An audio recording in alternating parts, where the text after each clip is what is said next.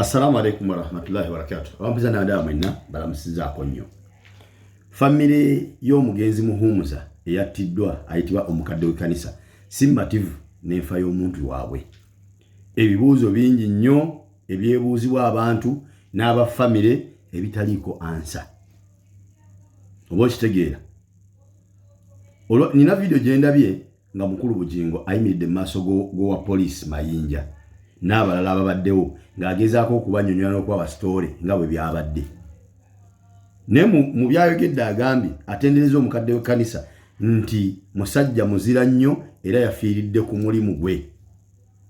Ekyebuzibwa kiri nti mulimu ki omukadde w'ekkanisa gwe yabadde akola ogwo gwe yafiiriddeko.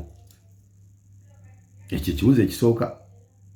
Ekyokubiri, pastor yadavuga emmotoka ye ngaddeyo wakawuwe gy'asula.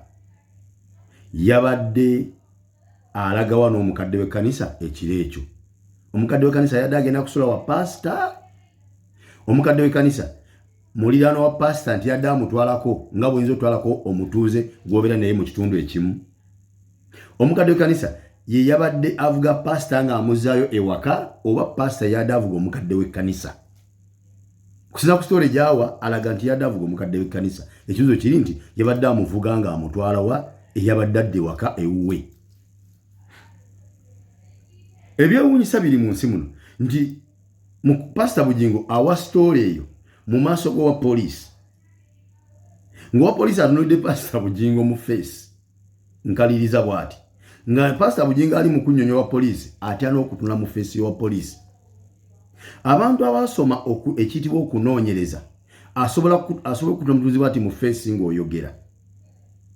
Body language yo n'emala okumulaga nti byoyogera amazima oba si bituufu. Just maaso kutunulira mu maaso ng'oyogera. Kimumala omaze okumanya nti omulimba oba tomulimba amaaso gasobola okukuwaabira. Naye okusinza ku story Pastor Bujjingo gy'adaawa owa police. Njagadde nnyo okumanya bw'amaze story owa police akozeewo ki. Ku muntu yasoma okunoonyereza ne body language ya Pastor Bujjingo bw'abadde ng'awa story singa nze mbadde wa police. Mbadde ngenda muteeka butesi ku mpingo mugambe nti jangu tweyongereyo oyongere okunnyonnyola abakulu abansingako. Naye ekiseera kituuse ng'ate owa police yamalirayo Pastor Bujjingo story. Kuba wali wagambire nti nawulira ekintu nga kiŋŋamba nti ono n'amugamba vuga. Ekintu nga kiŋŋamba nti vuga. Ng'owa police yamalirayo Bujjingo nti ekintu kyagamba Bujjingo nti vuga. Era n'agamba nti bwe kyamugamba okuvuga kyamugamba kuvuga ngadda mulago. Oba kitegeera ebyo abyogera mu maaso g'owa police. Bannayuganda mukimanye tetuli safe, teri munnayuganda n'omu ali safe. Bwe kiba nti omuntu asobola okuyimira mu maaso g'owa police n'akola statement ezitakwatagana bwe zityo ng'owa police atunulira omuntu ali mu kumuwa story ng'atya n'omutunula mu face. Owa police n'asigala nga akyakkiriza mu bigambo ono byayogera. Then kitegeeza nti either tulina abapoliisi abali unprofessional mu mulimu gwabwe.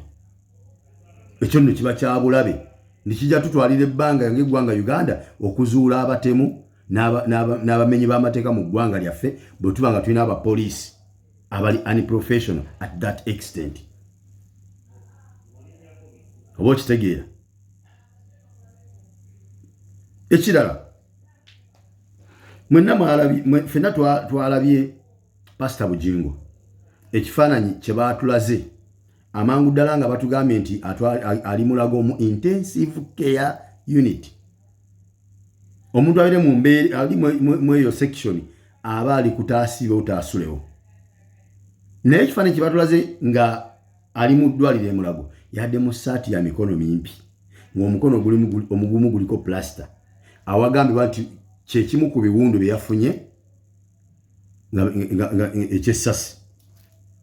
Naye bw'abadde ayogera n'owa poliisi era ekirungi abadde mu ssaati ya mikono mimpi n'entunula emikono gye gyombiriri nga nnoonya omukono oguliko ekiwundu ogwakubiddwa essasi gumbuze ku mikono gye gyombi gy'alina tewali mukono guliko kiwundu.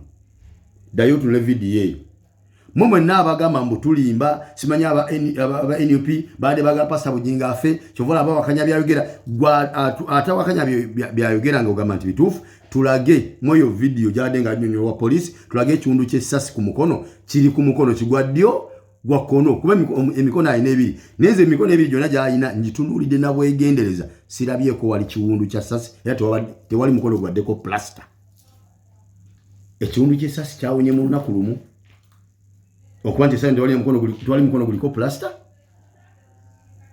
banayi sometimes mutwalemu ku magezi bwobanga iyo video tena ddayo olabe video giyalabye video giyakoze ng'ayogera oluvannyuma ng'ali ne babbalamu ne babebekulu abaze okumukyalira era ekirungi era abadde mu saati ya mikono mimpi ddayo tule video eyo tulage ekiwundu ku mukono gwa Bujjingo kiri luddawa mweyo video gyadde ne babbalamu